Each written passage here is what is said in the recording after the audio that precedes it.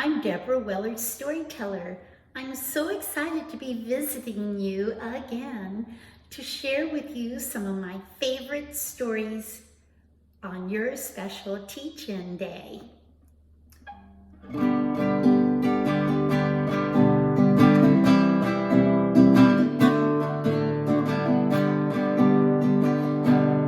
want to tell you a story, spin you a yarn, take you on a magic trip here and beyond. Bring your imagination and a happy smile.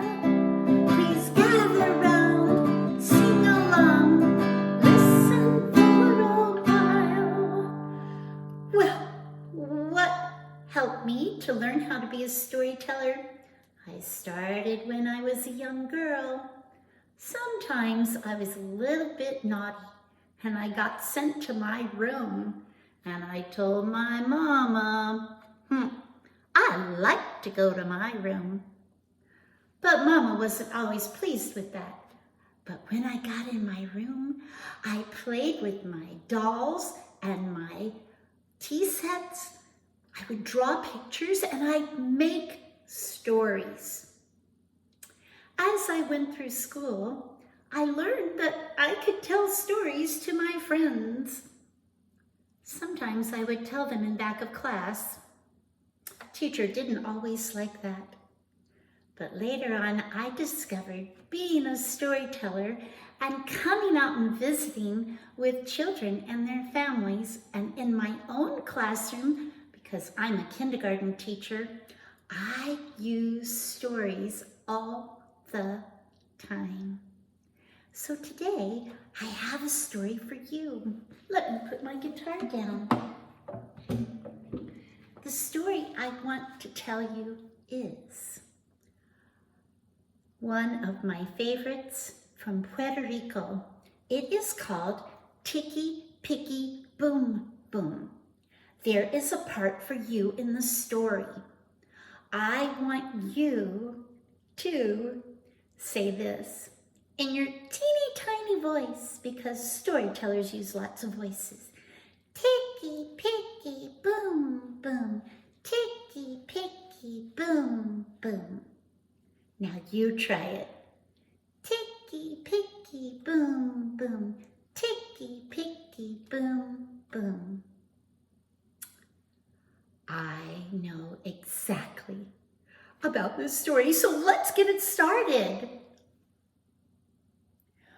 Anansi could sometimes be a spider and sometimes a man.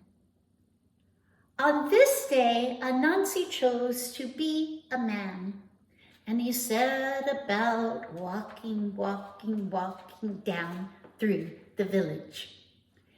He walked through the village, and when he got there, he noticed all the rich men seem to have flowers growing in their garden, and I only have yams growing in my garden. This made him rather distraught. He marched back to his house and he looked in his garden. Yams? Why do I have yams? Let's see, who can I get to come over and chop down those yams so I can plant a flower garden? I know, I'll call out to Tiger. Can you help me call out to Tiger too? Put your hands right up to your mouth and we're gonna say, Tiger, wake up. Try it with me. Tiger, wake up. Well, Tiger was sleeping.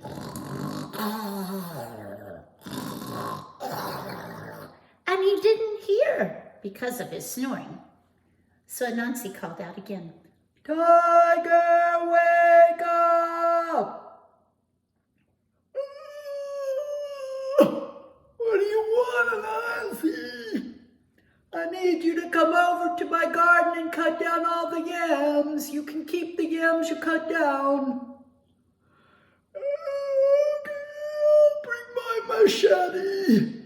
Now, a machete is a long tool. It's very sharp, and it can be used for chopping down palm trees and chopping down long grasses.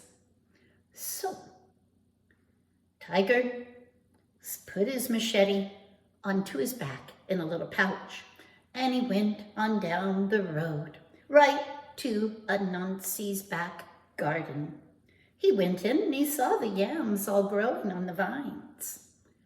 And he picked up his machete. You can pretend you have one. And we'll chop. Whoosh, rust, rust, rust, rust, rust, rust, rust. The machete cut.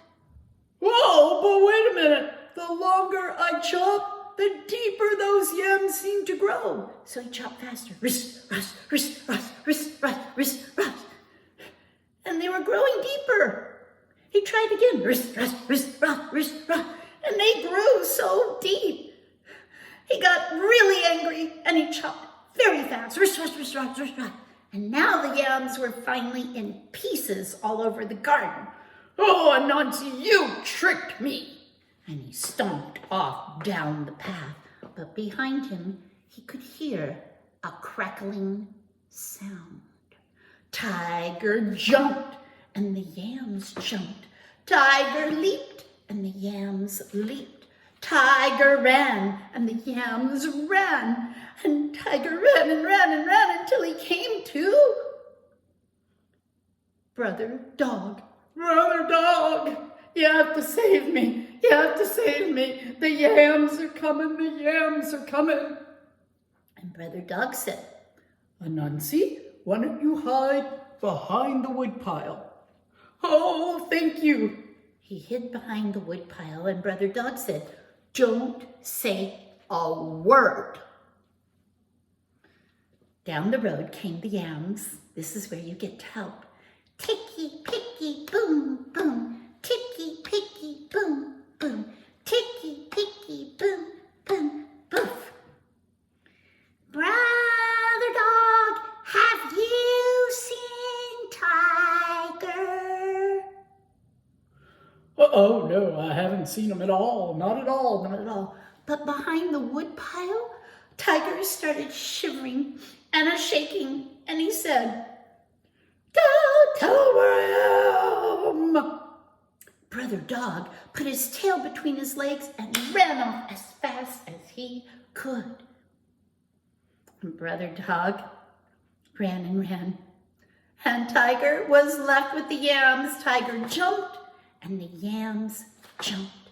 Tiger leaped and the yams leaped. Tiger ran and the yams ran. Tiger ran and ran and ran. He was getting breathless. Oh, where am I going to go? What am I going to do? Where am I going to go? So Tiger came to a flowing stream, and across the stream was a branch. On the other side was Brother Goat with a big, large cooking pot and a fire underneath it. Brother Goat, you have to save me. The yams are coming. The yams are coming. Brother Goat looked at him. The yams are coming. Come on. Just come on across, Tiger. Just come on across and hide behind my cooking pot. So Tiger went carefully on that branch across to the other side, and he hid behind the cooking pot. And Brother Goat said, don't say a word. I won't. And down the road came those yams. Ticky, picky, boom, boom. Ticky, picky, boom, boom. Ticky, picky, boom, boom, boof. Brother Goat, have you seen Tiger? Oh, no, I haven't. Not at all. But behind the cooking pot was Tiger, shivering and shaking. Don't tell him where I am. The yams were on the other side of the stream, and they started to cross on that very same branch that Tiger had used. Ticky, picky, boom, boom. But Brother Goat knew a good idea. He had horns. He went over to the edge and he put his horns beneath the branch and lifted it up. And when he did, those yams went tumbling, tumbling, tumbling down, right down, down into the river. The yams got all soggy and mushy and disgusting.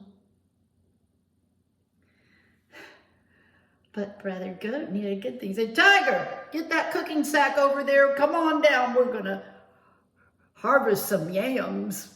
They went down into the edge of the stream and they picked up those yucky, disgusting, mushy yams into this cooking bag.